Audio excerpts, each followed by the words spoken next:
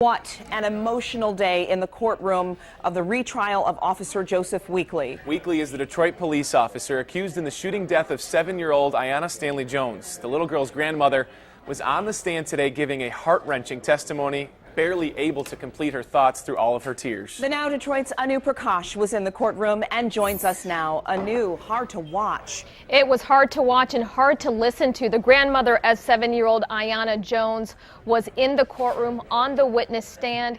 Listen as she lashed out at Officer Joseph Weekley. Myrtilla Jones was testifying about the night Detroit police raided a home back in May of 2010. It was Detroit police officer Joseph Weekley's gun that fired and hit Ayanna in the head and killed her as she slept on the couch.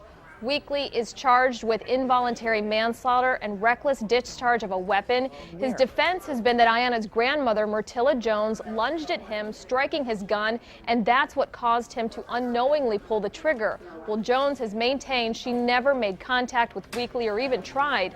Listen to Jones as she defended herself and lashed out at Officer Weekley. Why you do it? Please tell me why you come in my house like that. Tell me why you came in my house like that. You killed my grandbaby. You killed her and you try to blame me. You know I never touched you, Mr. Weekley. You know I never touched you. You know you wrong. You know you wrong.